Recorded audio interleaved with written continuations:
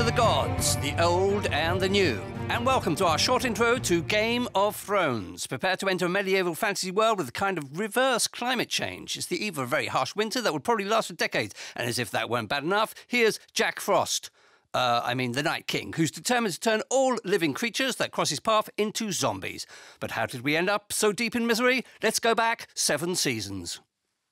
It started with Lord Eddard, Ned Stark in Winterfell. This is his castle, and he's wearing a warm fur coat because, you know, winter is coming. His old buddy, King Robert Baratheon, drops by. You helped me conquer the Iron Throne of the Seven Kingdoms. Thanks, Ned. That was really nice. But now I need you to be my hand. Why? Can't you use your own? No, the hand of the king. It's like a manager. And your daughter Sansa will then marry my son, Joffrey. Oh, please, Daddy. Well, if you really want to. So, Ned travels south with Sansa and his second daughter, Arya, to the capital, King's Landing. Unfortunately, Queen Cersei from the Lannister family can't stand him at all. Well, the main issue is that his son caught me and my brother, Jaime, in an incestuous act. But I pushed the little rascal out of the tower and now he's in a wheelchair. Now, rather inconveniently, the king dies after being attacked by a wild boar. Ouch. So, sadistic psychopath Joffrey is like, OK, I'm the king now.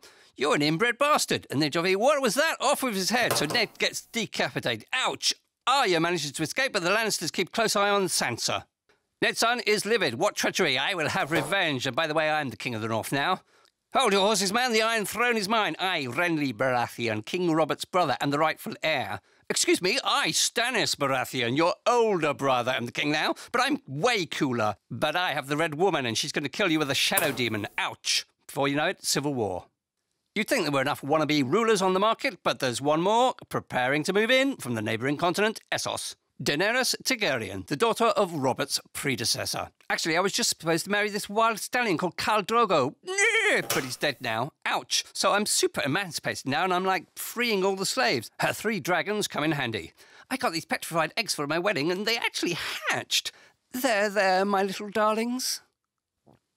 Psycho King Joffrey's diminutive uncle Tyrion is his hand and supposed to keep the teenage monarch in check, which works fine until one of the wannabes, King Stannis, attacks the capital. I'll destroy your fleet. Conquer the city anyway. No way, Daddy will stop you. Daddy is Tywin Lannister, Joffrey's grandpa, and he's got the upper hand now. So first up, Joffrey will marry Marjorie Tyrell because we need Tyrell's cash for the war. And then Robb Stark is like, man, that's so materialistic. I'm marrying for love.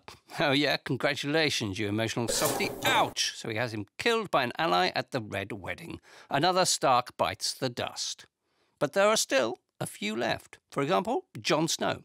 Ned Stark's bastard son who didn't inherit a thing and therefore joined the Night's Watch. In the north, they guard this kind of giant ice cube border wall against migrants.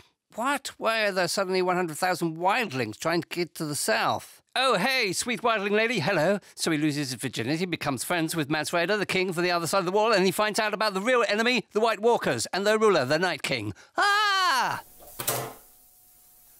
Meanwhile, in King's Landing, King Joffrey gets poisoned at his own wedding. Ah!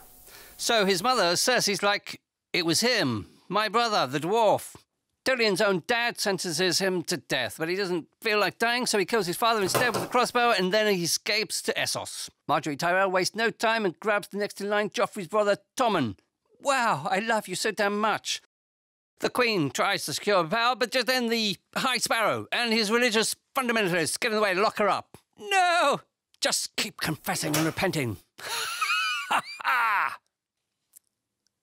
In the meantime, Winterfell has been conquered by the traitor Theon Greyjoy. Well, you call me a traitor. The Starks always treated me like a hostage.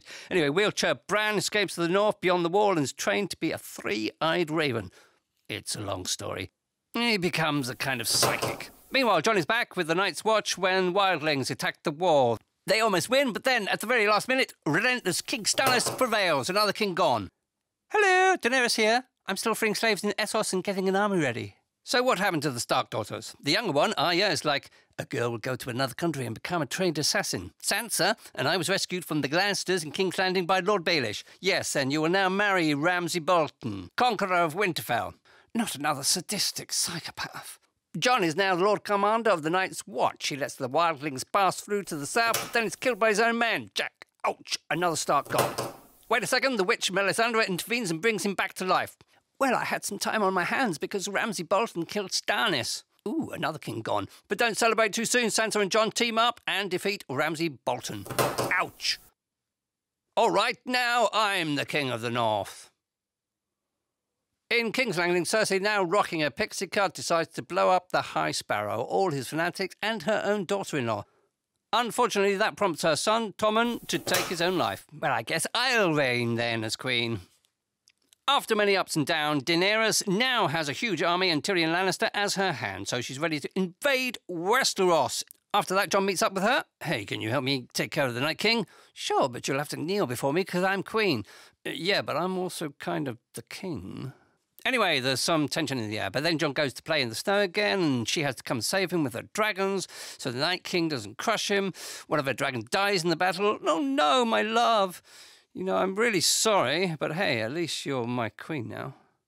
They also manage to catch one of the zombies during the fight, and they take him to Cersei in King's Landing, and he's like, woo. And they're like, whoa, take that thing away from us. Well, yes, now you know who the real enemy is. Let's call a truce until we defeat the Night King. And she's like, wow, I'm so in shock. Well, let's team up. We have good reason to. And then Dan and Jon are like, let's make love. They leave. And Jaime Lannister, her brother and commander of the army, says, okay, so I'm taking our troops to the north.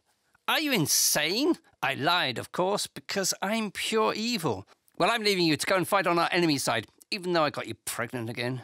In the meantime, Dany's dead dragon has become the pet of the Night King, who, get this, uses it as a flamethrower to melt the ice wall and then marches towards the south. Will Jon and Dany manage to stop him?